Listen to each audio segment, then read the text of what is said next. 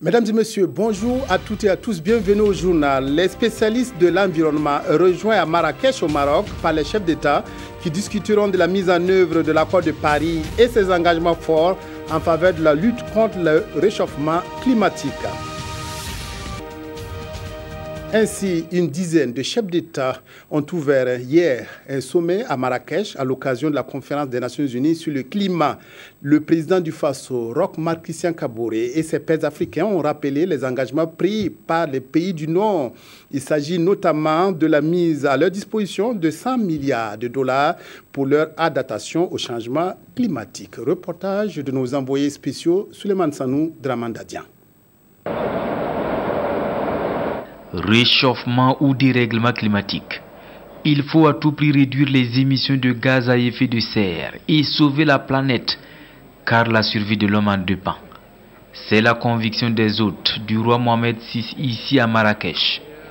La COP 21 tenue l'année dernière à Paris a tracé la voie à suivre. Et pour cette 22e conférence des partis, 18 chefs d'État et des membres du gouvernement de plusieurs pays sont là pour qu'un engagement soit tenu. Il est question du transfert des ressources et des technologies aux pays en développement qui prennent déjà des initiatives pour s'adapter au changement climatique. Nous faisons nôtre les préoccupations de l'Afrique pour la mise en œuvre des objectifs du développement durable, ainsi que le vaste programme sur les énergies renouvelables que notre Union porte depuis quelques années dans le processus climat.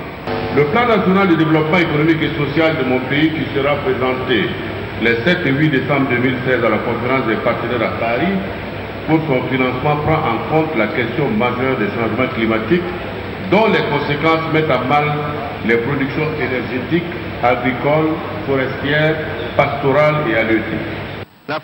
Pour le président François Hollande, son pays prévoit un financement annuel pour le climat à hauteur de 5 milliards d'euros par an d'ici à 2020. Et le secrétaire général de l'ONU d'inviter tous les acteurs à tenir parole, car la COP 22 se veut une COP de l'action et les nations signataires devront par conséquent honorer leur engagement. Rencontre bilan à Ouagadougou du programme d'appui au développement de l'irrigation. Le projet, soutenu à bout de bras par la coopération belge, a permis de renforcer les compétences de plusieurs Burkinabés qui accompagnent ainsi les aménagements hydro-agricoles. À l'heure du bilan, les meilleures actions seront retenues. Moussa Ouedraogo Tangakafando. Présenter les résultats de mise en œuvre du programme d'appui au développement de l'irrigation PADI, c'est l'objectif de cet atelier organisé par la Direction générale des aménagements hydrauliques et de l'irrigation. Pour ces acteurs, c'est le lieu de faire le bilan du programme depuis sa mise en œuvre en 2011 et d'analyser le secteur afin de capitaliser les acquis. L'atelier qui vient d'être ouvert va être riche et va permettre au ministère des aménagements hydrauliques de mieux prendre en compte les différentes actions de recherche qui seront issues de cet atelier pour faire partager avec tous nos autres partenaires dans ce domaine d'aménagement hydro-agricole. Ce projet est financé par la coopération belge à travers l'Association pour la promotion de l'éducation et de la formation à l'étranger et Wallonie-Bruxelles International. Et pour les partenaires, cet appui a permis d'améliorer les conditions de travail des acteurs de l'agriculture irriguée et de mécaniser le secteur. Développer les capacités. Et dans ce domaine-là, nous avons beaucoup travaillé sur le renforcement des compétences. Il y a eu 7 doctorants qui ont fait leur doctorat.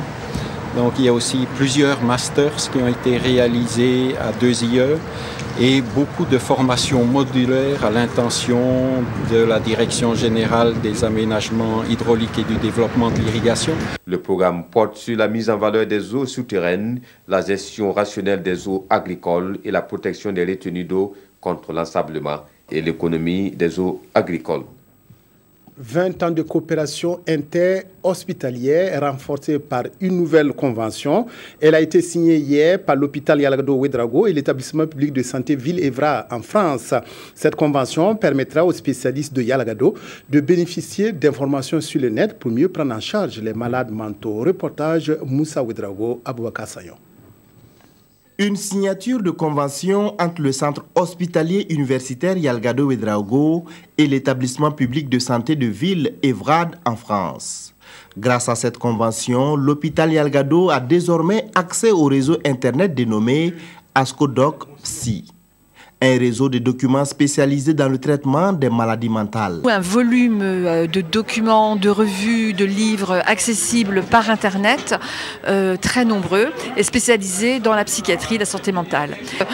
C'est aujourd'hui que ça commence et on le renouvellera tous les ans. Cette signature de convention s'inscrit dans le cadre des activités du 20e anniversaire de la coopération interhospitalière entre les deux centres de santé. Un partenariat qui a permis, entre autres, le perfectionnement de plusieurs médecins burkinabés en psychiatrie. Et cette relation s'est construite autour du patient. Il y a des apports en termes de consultation, il y a des apports en termes surtout de renforcement des compétences au niveau du gouvernement. Nous sommes au courant de ce qu'ils font et nous sommes disposés pour les accompagner afin que cette coopération aille de l'avant dans l'intérêt de nos patients. L'établissement public de santé de Ville-Évrard envisage étendre aux enfants et aux adolescents du Burkina Faso son soutien dans le traitement des maladies mentales. Ce soutien sera bientôt matérialisé par une autre signature de convention, cette fois-ci avec l'hôpital pédiatrique Charles de Gaulle de Ouagadougou. Nouvelle initiative pour éliminer les mutilations génitales féminines. Elle est l'œuvre de l'association Bangronoma qui se bat dans la commune rurale de Saba depuis 1996 aux côtés des personnes démunies. Elle a réuni samedi dernier chrétiens, musulmans, coutumiers et femmes pour ensemble prendre un engagement afin d'attirer définitivement la pratique de l'excision. Daouda Ouattara, Ismaël Diloma, Sirima.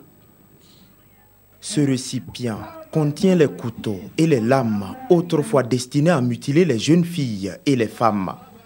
Les personnes qui pratiquaient l'excision dans l'arrondissement 4 de Ouagadougou ont décidé d'enterrer cette pratique par ce geste symbolique.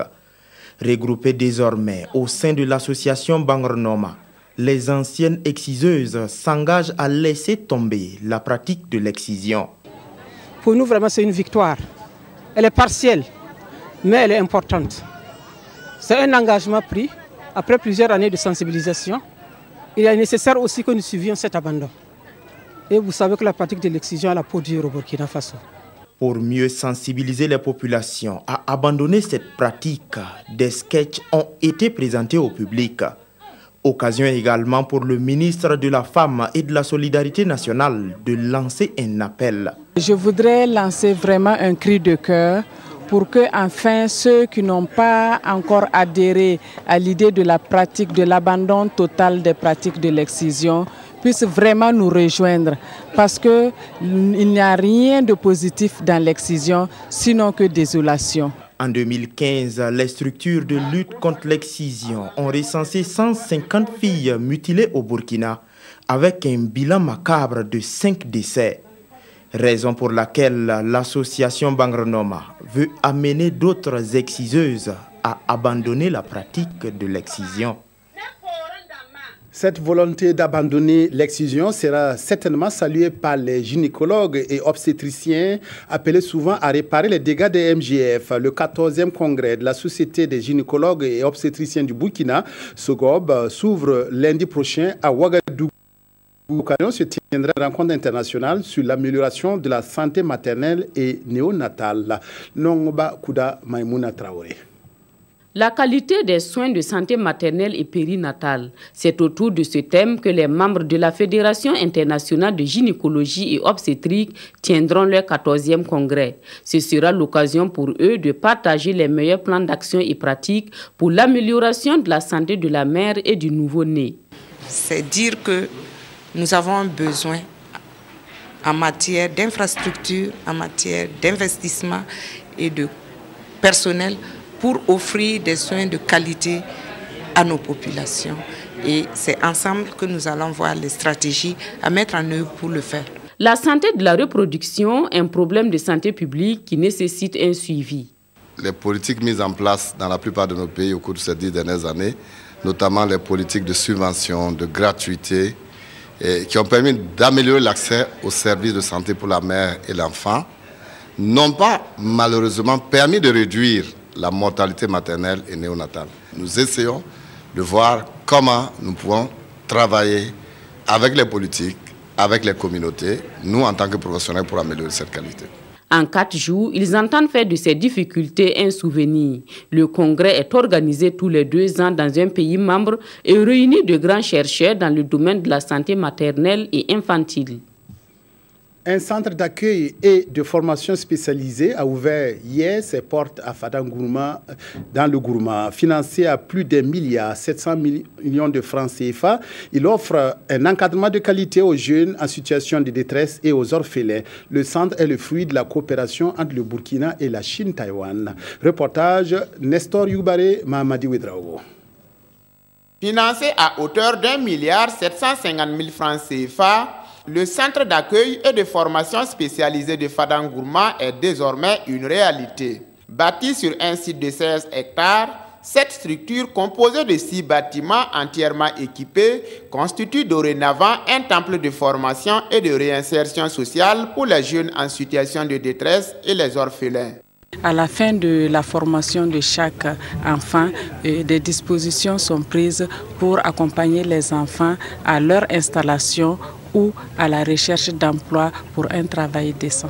Madame la ministre a dit tout à l'heure, on ne peut pas laisser chacun burkinabé hors de la route du développement. Donc c'est aussi sur cet esprit que le gouvernement de la République Chine-Taïwan a accompagné ce projet. Si tout marche bien, bon, je crois qu'on va continuer à accompagner le ministère de la Femme. Outre l'école classique, le centre de Fada forme les jeunes en maçonnerie, en électricité, en mécanique auto et en couture. Les pensionnaires bénéficient également des formations en agro-silvopastoral. Cette idée de nous venir en aide avec nos familles est salvatrice et nous motive à lutter pour réussir dans la vie. Ces soutiens vont encore sauver de milliers d'entre nous et nous permettre de reprendre le chemin de l'école. Ce centre d'accueil et de formation spécialisé, construit depuis 2013 grâce au partenariat Burkina-Chine-Taïwan, compte aujourd'hui 45 élèves. Des kits scolaires, des vélos et 280 tonnes de vivres ont été remis de façon symbolique à ces derniers afin de leur permettre de mieux poursuivre leur apprentissage. Un festival dont le nom suscite déjà la rencontre, le festival Rendez-vous à Kokologo. Sa première édition aura lieu la semaine prochaine dans cette commune située dans le Boulkiemde. Manifestation dédiée à la promotion du Faso d'Anfani à travers un forum des acteurs, des séances de formation des tisseuses, un défilé de mode ainsi qu'une rue marchande. Reporter à Kokologo, Moussa Ouedraogo, Adama Koulibaly. Promouvoir le pain tissé burkinabé, le Faso d'Anfani, telle est la philosophie du festival Rendez-vous à Kokologo, qui sera sa première édition en cette année 2016. C'est en substance le contenu de cette conférence de presse sur ce festival qui aura lieu à Kokologo et à Koudougou. Le but de ce festival est de pouvoir créer un centre de formation professionnelle pour former les jeunes femmes, les jeunes filles de Kokologo à base de nos produits locaux. Du 25 au 27 novembre prochain, donc, plusieurs activités seront au programme sur les 2 sites qui vont abriter ce festival. C'est déjà la formation des acteurs. Quand nous parlons d'acteurs, nous parlons des tisseuses, nous parlons des tailleurs de Kokologo et de la région du centre-ouest. Nous aurons la rue marchande. Une rue marchande, comme nous voulons, particulière. C'est vrai qu'elle permettra de vendre et de montrer aux gens la potentialité que nous avons, mais nous voulons montrer au cours de cette rue marchande ce qu'il y a comme Faso d'Anfani, le pain tissé au Burkina Faso pour les différentes régions. Après la rue marchande, nous allons avoir le forum des acteurs qui va se tenir le 26 à Koudougou, qui va rassembler tous ceux qui interviennent dans la filière Faso d'Anfani. Le 26 au soir, nous allons avoir le défilé de mode qui va être spécialement dédié au Faso d'Anfani. L'ambition de ce festival, selon le promoteur, est de créer un marché de Faso d'Anfani à Kokologo afin d'en faire un pôle de référence au Burkina Faso. L'affaire des tablettes remises aux députés de l'Assemblée nationale continue d'être commentée par les journaux. Autre sujet, la difficulté de fonctionnement du comité régional d'organisation du 11 décembre à Kaya. La revue de presse est signée Abdoul Rasmane Zongo. Kaya, toujours dans la tourmente, à J-26, se désole citoyen et pour cause. Les différentes commissions regroupées au sein du comité régional d'organisation du 11 décembre 2016 curieusement, ne disposent pas encore de leur budget de fonctionnement et donc pas d'activité. Alors, le journal étatique interpelle qui de droit. Autre casse-tête, un cadeau encombrant déshonore les honorables de l'hémicycle, pour qui nos députés sont en déphasage avec leur temps. Eux qui, explique le journal, ont naïvement accepté un don de 130 tablettes d'un coût unitaire de 500 000 francs CFA. Or, poursuit notre confrère, une loi de la transition, je cite, interdit tout agent public de recevoir un cadeau de plus de 35 000 francs CFA. Cette affaire, don chinois de tablettes, aiguise également l'appétit des internautes. Voici un morceau choisi par l'Observateur. Je n'ai jamais cru en la sincérité d'un député, préoccupé toujours par le gratuit, le moelleux et le graisseux, s'attriste ce forumiste, et qui dit craindre également que les donateurs chinois aient incrusté des espions malveillants dans ses ordinateurs. Revenons à Kaya, cette fois-ci pour une nouvelle plus gaie, et le pays en raconte.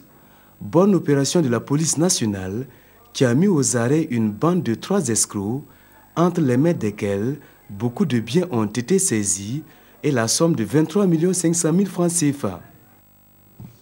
Voilà, c'est tout pour cette édition. Merci de votre aimable attention à la RTV. Excellent après-midi à vous.